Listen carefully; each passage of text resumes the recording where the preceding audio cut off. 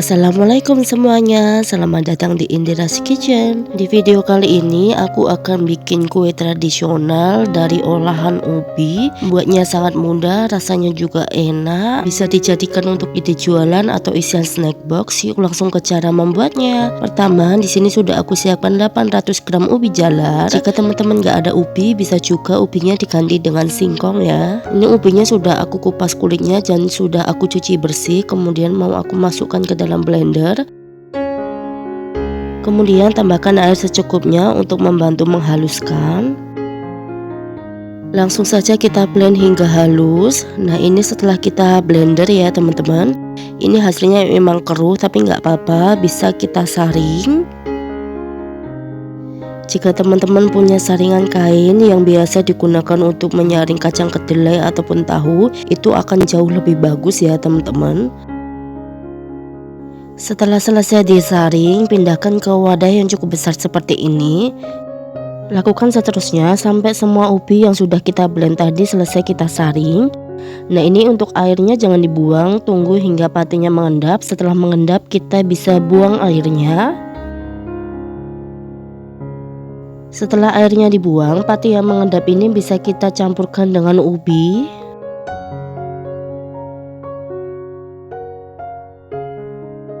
Kemudian kita tambahkan 65 ml santan instan dan tambahkan 250 ml air. Kemudian semua bahan ini bisa kita aduk hingga tercampur rata menggunakan spatula seperti ini. Lalu kita tambahkan tepung tapioka sebanyak 75 gram dan 1 sachet vanili bubuk. Kedua bahan ini kita ayak ya teman-teman untuk meminimalisir tepung yang bergerindil. Kemudian tambahkan 150 gram gula pasir dan tambahkan 1/4 sendok teh garam. Kemudian semua bahan ini bisa kita aduk kembali hingga tercampur rata menggunakan spatula seperti ini.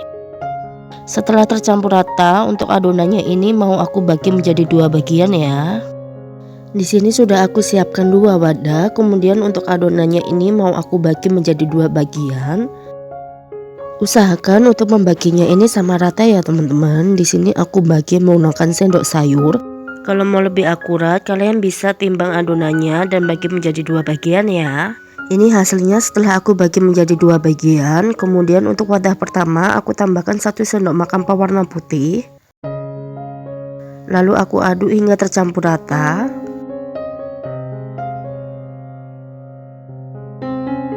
Untuk wadah yang kedua aku tambahkan 1 sendok teh pasta pandan. Kemudian aku aduk hingga tercampur rata. Setelah tercampur rata, warna yang aku dapatkan hijau muda seperti ini. Jadi aku mau buat warna hijau tua sedikit. Lalu aku tambahkan 1/4 sendok teh pewarna coklat. Untuk pewarna coklatnya ini opsional ya, kalian nggak pakai juga nggak apa-apa kok. Nah, ini setelah tercampur rata. Kemudian di sini sudah aku siapkan loyang ukuran 20 x 20 cm. Untuk loyangnya aku olesi menggunakan minyak ya teman-teman. Kemudian mau aku tambahkan adonan putih. Untuk adonan putihnya ini mau aku timbang supaya nanti hasilnya sama rata ya. Ini aku timbang sebanyak 120 gram. Lalu aku masukkan ke dalam loyang. Dan aku ratakan menggunakan spatula seperti ini. Karena masih kurang, jadi aku mau tambahkan lagi adonan putihnya sebanyak 100 gram. Jadi total adonan putih yang aku masukkan ke loyang sebanyak 220 gram ya teman-teman. Lalu ini bisa kita kukus. Sebelumnya kukusannya sudah aku panaskan. Masukkan loyang ke dalam kukusan. Kemudian bisa kita kukus selama 7 menit menggunakan api sedang. Setelah 7 menit bisa kita buka penutup kukusannya. Lalu kita keluarkan loyang dari kukusan. Di sini loyangnya sudah aku keluarkan dari kukusan. Kemudian aku mau tambahkan adonan hijaunya. Untuk adonan hijaunya juga aku timbang ya teman-teman. Untuk beratnya ini sama 220 gram. Setelah ditimbang, aku mau masukkan ke dalam loyang. dan bisa diratakan menggunakan spatula seperti ini. Kemudian adonannya ini mau aku kukus kembali. Kukus selama 15 menit menggunakan api sedang. Setelah 15 menit bisa kita buka penutup kukusannya. Nah, ini sudah matang ya teman-teman. Kita keluarkan loyang dari kukusan. Nah, di sini adonannya sudah aku keluarkan dari loyang. Kemudian bisa kita gulung seperti ini. Maaf ya teman-teman, di sini kesalahanku, jangan ditiru. Tadi itu aku mengeluarkan adonan dari loyang pada saat adonannya itu masih panas. Jadi adonannya pecah-pecah seperti ini, tapi nggak apa-apa, kita gulung aja. Perlahan aja ya menggulungnya. Saranku untuk teman-teman yang mau mencoba, nanti ketika kalian mau mengeluarkan adonan dari loyang, tunggu hingga adonannya dingin terlebih dahulu ya. Nah, ini bisa kita tekan-tekan supaya lebih padat hasilnya. Kita rapikan bagian ujungnya, bisa kita potong seperti ini. Kemudian bagi adonan menjadi 2 bagian. Dan kita potong kecil-kecil seperti ini. Untuk memotongnya sesuai selera teman-teman ya. Kalau teman-teman mau memanjang bisa juga dipotong memanjang. Lakukan seterusnya sampai semuanya selesai kita potong ya teman-teman.